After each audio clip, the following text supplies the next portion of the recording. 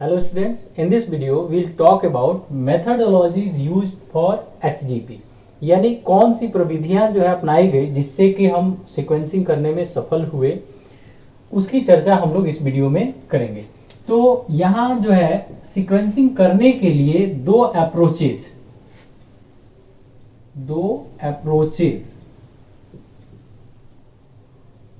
यानी यहाँ जो है हम इसको अप्रोच मतलब हुआ कि किस तरीके से वहां तक पहुंचा गया। तो इसके लिए दो जो है तरीके अपनाए गए। पहला था कि जो भी डीएनए का सेगमेंट, जो हम फंक्शनल जीन भी उसको जनरल टर्म में कहते हैं, जो डीएनए का सेगमेंट एक्सप्रेस होता है यानी आरएनए फॉर्म करता है, उसको जो है अलग से सीक्वेंस किया गया। और बाकी इंटायर जीनोम को यानी बाकी जो है आपको वो चाहे व्यक्त करता हो नहीं व्यक्त करता हो, मैंने आरएनए फॉर्म करता हो नहीं फॉर्म करता हो, एक्सप्रेस्ड हो नॉन एक्सप्रेस्ड हो, उन सबको जो है एक बार सीक्वेंस किया गया। तो दो अप्रोचेस यहाँ अपनाए गए। पहला कि सीक्वेंसिंग ऑफ ESTS यानी इसको जो हम कहते हैं एक्सप्रेस्ड सीक्वेंस टैग्स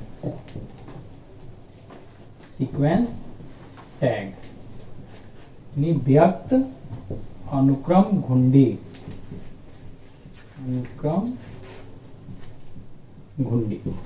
ठीक है। यानी डीएनए का वह भाग जो आरएनए फॉर्म करता है, एक्सप्रेस होता है। और दूसरा जो अप्रोच आया वो कि सीक्वेंसिंग या एनोटेशन कहा जाता है, सीक्वेंसिंग एनोटेशन, इसको sequence annotation of whole genome यानी पूरा। अब इसमें दोनों रहे जो एक्सप्रेस होते हैं यानी ESTS भी, और प्लस नॉन एक्सप्रेस्ड यानी जो आरएनए फॉर्म नहीं करते हैं। यहां सिंपली हम कहें, अगर सबसे सामान्य भाषा में कहें तो कोडिंग रीजन यानी कोडिंग पार्ट, और दूसरा नॉन कोडिंग पार्ट यानी कोडिंग प्लस नॉन कोडिंग यानी चाहे वो कोड करता हो नहीं करता हो। तो पहली बार में इसको जो है सीक्वेंस किया गया, और दूसरी बार में अव्यक्तित के साथ, हिंदी में इसको अव्यक्तित कहते हैं, अव्यक्तित के साथ पूरा का पूरा जो है जीनोम सीक्वेंस किया गया।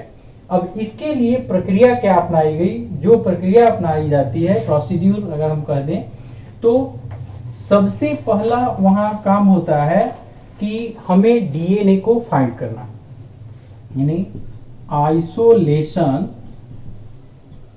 Of DNA. यानी अगर हमें जो है डीएनए को सीक्वेंस करना है तो हमें कहीं ना कहीं से डीएनए चाहिए।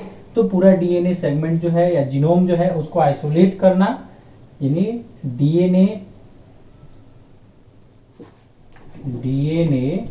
को प्राप्त करना भी हम कह सकते हैं हिंदी में, प्राप्त करना।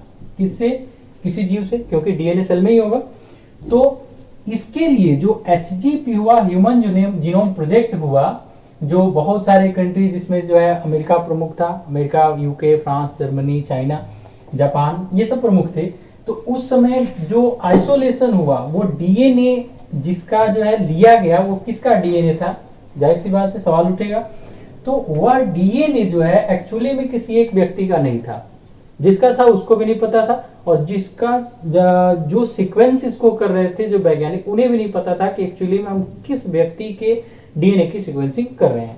इसको प्राप्त किया गया आपको WBC यानी व्हाइट ब्लड सेल्स, श्वेत रक्त कणिकाएं जिसको हम कहते हैं, उनसे प्राप्त किया गया। एक्चुअली में इसमें जो है कुछ लोगों को शामिल किया गया था, और उन लोगों में से जो है मेल और फीमेल दोनों थे, उनमें से सैंपल लिया गया, नहीं WBC लिया गया, और फिर WBC को आपस में मिक्स कर दिया गया ताकि ये पता नहीं चले कि किसका WBC है किसका नहीं है। और फिर उस WBC से, उसमें से 2 या 4 जो है WBC सेलेक्ट किए गए, और उससे डीएनए को आइसोलेट किया गया। अब जो है जब डीएनए आइसोलेट हो जाता है तब जो है इसको पहली चीज कि इसको जो है फ्रेगमेंट्स में हम काटते हैं, क्योंकि वो जो आता है एक पूरा जो है लंबे धागे के रूप में, जिसकी लंबाई लगभग जो है 2.4 मीटर के आसपास होता है, तो 1.74 मीटर के आसपास होता है। तो उसको जो है उतने बड़े सीक्वेंस को हम लोग नहीं ये कर सकते हैं, सीक्वेंसिंग उसकी नहीं कर सकते हैं, इसलिए क्या किया जाता है कि उसको कट किया जाता है एंडोन्यूक्लियस से, कट बाय एंडोन्यूक्लियस। एंडोन्यूक्लियस आप लोग जानते होंगे, endonuclease enzyme that are used to cut DNA at specific places. अब जो है इसकी मतलब कि यहाँ जो है इसको पार्ट वाइज छोटा छोटा किया गया। इसके बाद क्या किया गया कि इसका एम्प्लीफिकेशन, मतलब कि एक कॉपी से हम कई कॉपी या छोटे से उसके फ्रैगमेंट से हम बड़ा सा फ्रैगमेंट बनाए, ठीक है। तो इसके लिए क्लोनिंग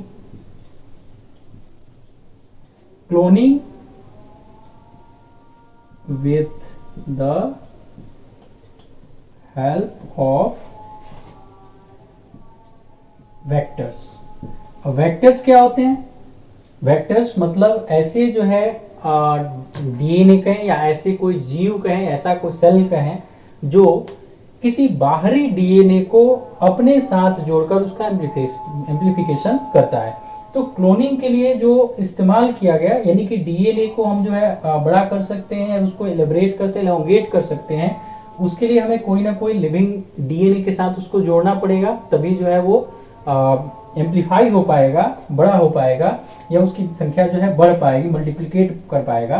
तो उसके लिए यहाँ दो जो है जीवों का इस्तेमाल किया गया, या दो क्रोमोसोम या डीएनए की सहायता से इसको एम्प्लीफाई किया गया, जिसमें एक आता है BAC, जिसको हम लोग बैक्टीरियल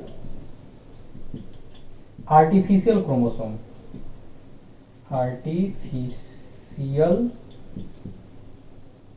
क्रोमोसोम, या YAC, जिसको ईस्ट आर्टिफिशियल क्रोमोसोम के नाम से जाना जाता है। तो इसके साथ जोड़ करके और इसकी क्लोनिंग की गई, इसको एम्प्लीफाई किया गया, यानी इसमें इंसर्ट करके। अब जो है इसमें एक जो है प्रोकैरियोटिक है, दूसरा यूकैरियोटिक है, तो दोनों तरीके से यह देख लिया गया कि किसमें जो है बेहतर तरीके से सीक्वेंसिंग हो सकती है। उसके बाद जो है इसका जब इसमें जोड़ दिया गया तो फिर एम्प्लीफिकेशन हुआ। एम्प्लीफिकेशन जो है उसके लिए एक टेक्निक जो है डेवलप हुआ था, उसके पहले ही डेवलप था PCR, जिसको हम पॉलीमेरेज चेन रिएक्शन,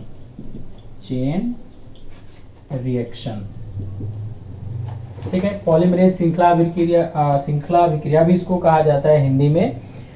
इससे क्या किया जाता है कि एक ही डीएनए फ्रैगमेंट को कई गुना तक बढ़ाया जाता है। चेन रिएक्शन जहाँ है कि एक के बाद वो एक रिएक्शन जो है लगातार चलते रहता है, जिससे कि यह डीएनए जो है, डीएनए का जो भी फ्रैगमेंट है वो काफी बड़ा होता जाएगा, उसकी लंबाई बढ़ती चली जाएगी। इसके बाद जो है जब इस पूरे अनुक्रम को मान लीजिए कि इतना बड़ा, अगर जो है एक हम खंड की बात करते हैं, इतना बड़ा निकाला गया, तो इसके कई जो है कॉपीज बनाए गए, जो थोड़ा बढ़ते काफी बड़ा हुआ, जिससे कि बेसिस को आसानी से आइडेंटिफाई किया जा सके। इसके बाद क्लोनिंग के बाद जो है जब हमें बड़ा सेगमेंट मिल गया, तब जो है इसका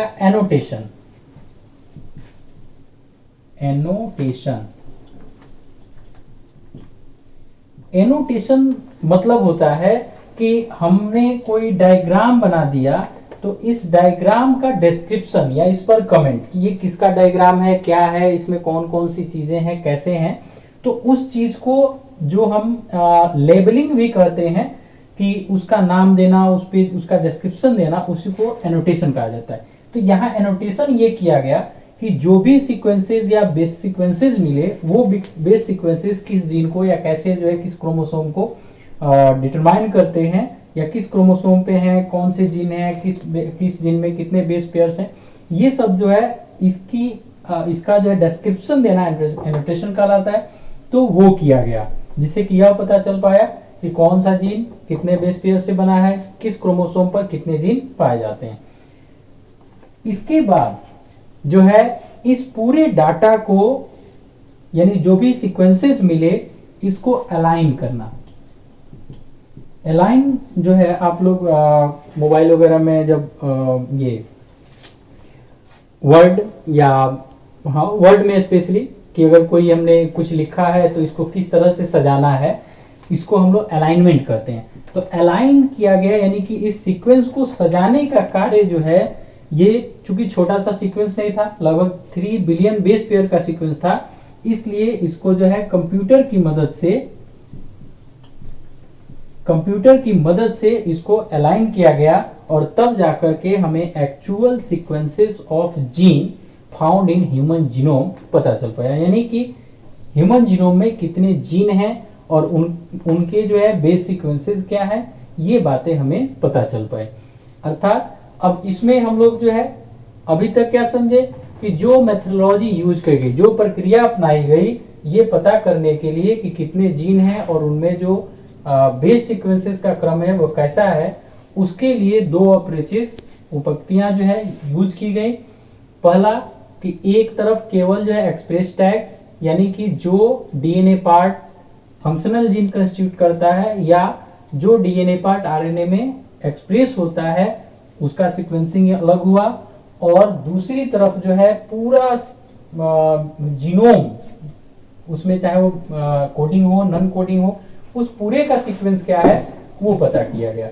इसके लिए जो प्रक्रिया अपनाई गई, पहले जो है डीएनए को फाइंड आउट किया गया, उसके बाद इसको जो है फ्रैगमेंट्स में काटे गए, उस फ्रैगमेंट्स को बीएसी या वाईएसी की मदद से क्लोन किया गया, यानी उसकी संख्या बढ़ाई गई, उसको एलोबरेट किया गया। उसके लिए तकनीक जो इस्तेमाल किया गया पीसीआर पॉलीमरेज चेन रिएक्शन, यानी इससे एक छोटे से फ्रैगमेंट से हम बहुत सारा और बड़ा बड़ा फ्रैगमेंट जो है बना सकते हैं, तो वो बनाया गया। उसके बाद एनोटेशन यानी उस फ्रैगमेंट्स को जो है कुछ नाम दिया गया, और उसके बाद उसका अलाइनमेंट्स यानी कि सारे फ्रैगमेंट्स जो है उसको अलाइन करना, अलाइन करके उसको सही तरीके से सजाना, और तब जो है यह चीज, हालांकि ये बाद में भी आ सकता है, एनोटेशन और अलाइनमेंट पहले भी आ सकता है, इसमें कोई बहुत बड़ी बात नहीं है कि हम पहले अलाइन कर लेंगे, सजा लेंगे, फिर उसकी नेमिंग करेंगे, या नेमिंग करके भी सजा सकते हैं। तो ये प्रक्रिया जो है अपनाई गई, तब जाकर के पूरा ह्यूमन जीनोम का जो है जीन स्ट्रक्चर और उसका बेस सीक्वेंसेस हमें पता चल पाया। अब जो है इसके बाद हम लोगों को यह समझना है कि ये सारी प्रक्रिया करने के बाद हमें एक्चुअली में फाइंड आउट क्या हुआ। तो उसके लिए हम लोग अब जानेंगे कि silent feature of human genome यानी मानव जीनोम की प्रमुख विशेषताएं क्या हैं।